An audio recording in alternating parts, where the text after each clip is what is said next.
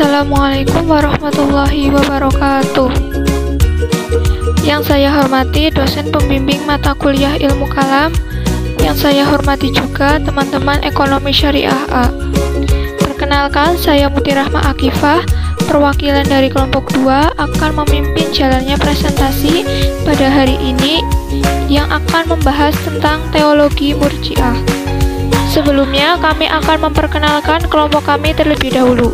Yang pertama ada Ferani Lutfianisa, yang kedua saya sendiri Muti Rahma Akifah, yang ketiga Nani Nur Rahmawati, dan yang keempat Nina Abidah Ardelia. Baiklah, kita langsung saja lanjut ke materi yang pertama, yaitu tentang pengertian Murji'ah yang akan disampaikan oleh saya sendiri. Saya Muti Rahma Akifah akan menjelaskan tentang pengertian dari Murji'ah. Kata Murji'ah berasal dari kata arja'a, yang berarti menunda atau menangguhkan, atau juga penangguhan keputusan atas perbuatan seseorang sampai di pengadilan Allah Subhanahu wa Ta'ala kelak.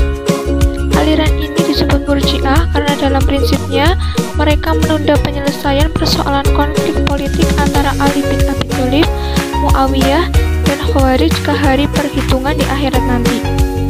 Murji'ah merupakan aliran teologi Islam yang netral atau menangguhkan dan memberi pengharapan terhadap umat yang melakukan dosa besar. Munculnya aliran ini pada mulanya ditimbulkan oleh persoalan politik, kemudian akhirnya berkembang menjadi persoalan teologis. Orang-orang Murji'ah tidak mengkafirkan seorang muslim yang berdosa besar, berbeda dengan golongan Khawarij. Kalau di golongan Khawarij, seseorang yang melakukan dosa besar akan dicap kafir. Jika dalam kelompok Murji'ah, tetap diakui sebagai muslim dan punya harapan dan kesempatan untuk bertaubat. Jadi bagi kelompok ini, orang Islam yang berdosa besar masih tetap beriman.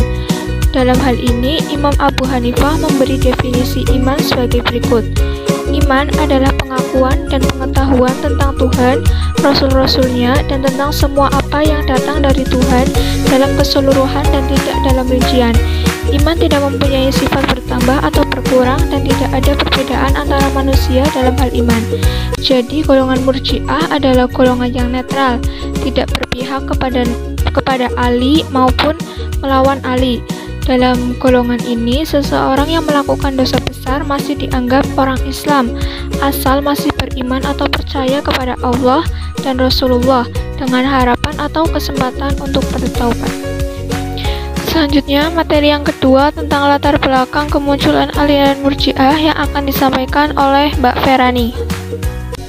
Baik, di sini saya Ferani Lutfianisa akan menjelaskan tentang latar belakang munculnya golongan Murji'ah. Nah, munculnya golongan Murji'ah ini ada beberapa poin ya. Nah, yang pertama, persoalan politik setelah terbunuhnya Utsman bin Affan. Yang kedua, munculnya golongan Khawarij, Syiah, dan Muawiyah. Kemudian yang ketiga, muncul golongan Murji'ah.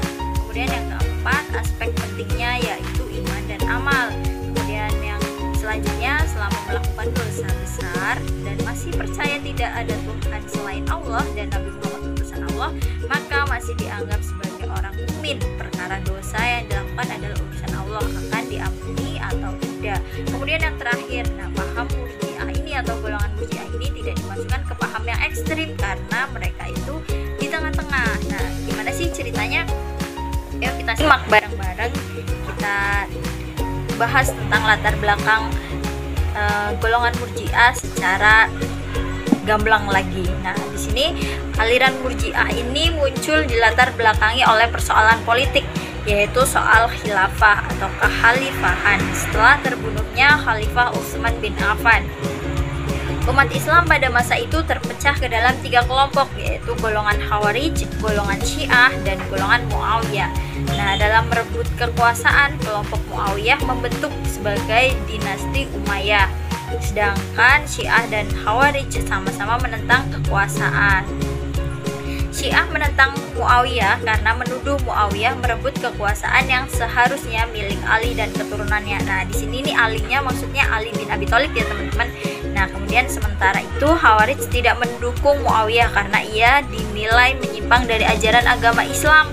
Dalam pertikaian antara ketiga golongan tersebut terjadilah saling mengkafir-kafirkan sampai akhirnya muncul sekelompok orang yang menyatakan diri tidak ingin terlibat dalam pertentangan politik yang terjadi.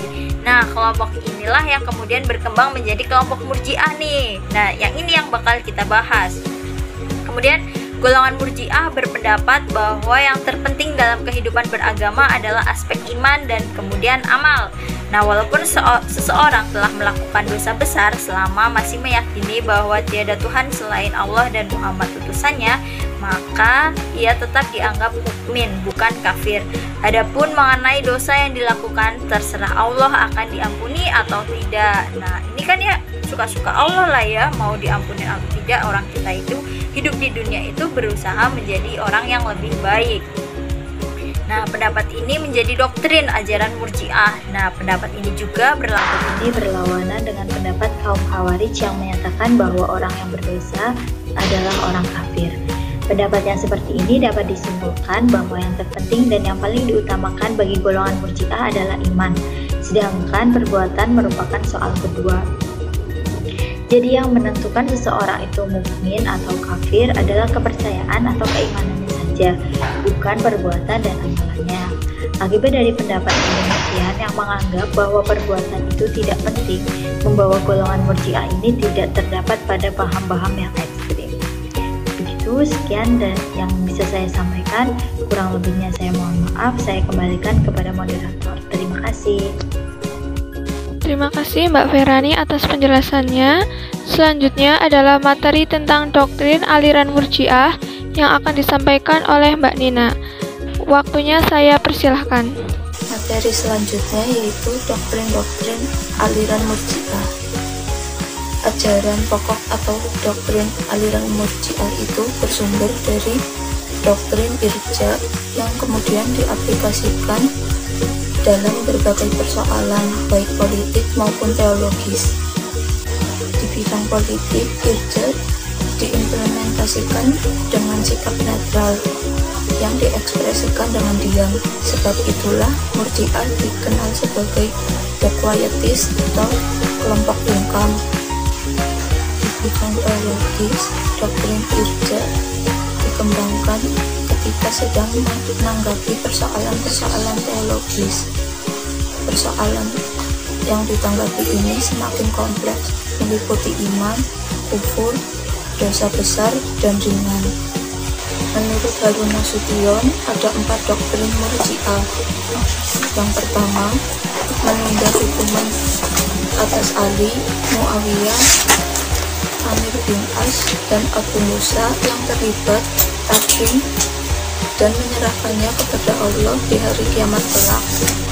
Yang kedua, menyerahkan keputusan kepada Allah atas muslim yang berdosa besar.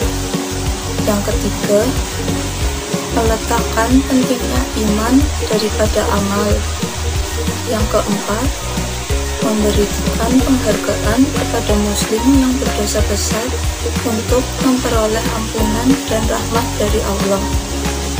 Sedangkan menurut Abu A'la al-Mandudi ada 2 doktrin Murji'ah. Yang pertama, iman adalah percaya kepada Allah dan Rasulnya saja. Amal atau perbuatan merupakan suatu keharusan bagi adanya iman. Seseorang dianggap mukmin walau meninggalkan perbuatan dosa besar. Yang kedua, dasar keselamatan adalah iman semata. Selama masih ada iman di hati, maksiat tidak akan mudarat atas seseorang untuk mendapatkan ampunan, maka cukup menjauhkan diri dari syirik dan mati dalam keadaan akidah tauhid. Terima kasih Mbak Nina atas penjelasannya. Selanjutnya materi perkembangan aliran Murji'ah dan tokoh aliran Murji'ah yang akan disampaikan oleh Mbak Nani. Waktu dan tempat saya persilahkan. Perkembangan aliran Murji'ah. Pemimpin utama dari kelompok Murji'ah ialah Hasan bin Hilal al-Muzni, Sauban bin Diror bin Umar, serta Abu Salat as-Saman.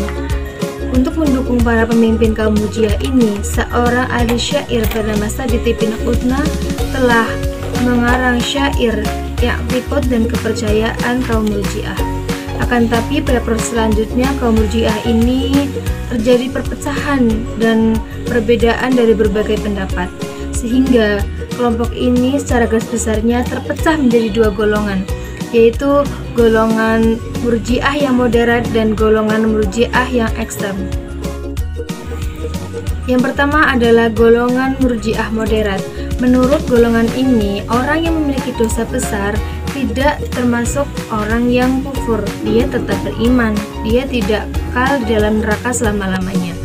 Dia akan disiksa sesuai besarnya dosa dan kelak akan diampuni oleh Allah Subhanahu wa taala.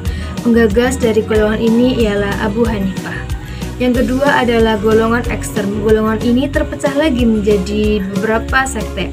Di antaranya ada Jahmiyah, Salahiyah, Yusuniyah, serta Ghosaniyah.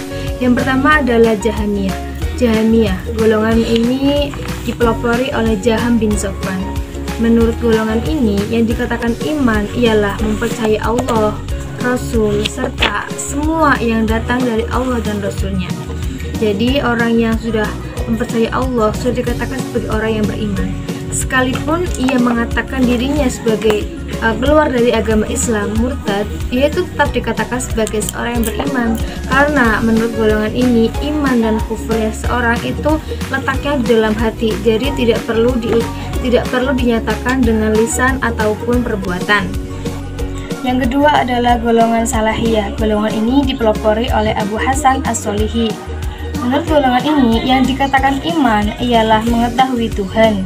Jadi apabila seseorang tidak mengetahui siapa Tuhannya, maka ia dikatakan sebagai seorang yang kufur. Yang ketiga adalah golongan Yusuniyah. Golongan ini dipelopori oleh Yunus bin An-Numiri. Menurut golongan ini, yang dinamakan sebagai iman ialah totalitas dari pengetahuan terhadap Tuhan, kepada Rasul, serta kerendahan hati dan tidak takabur. Jadi apabila seseorang tidak memenuhi kriteria dari yang disebutkan tadi, sudah dianggap sebagai seorang yang kufur. Contohnya lagi adalah iblis.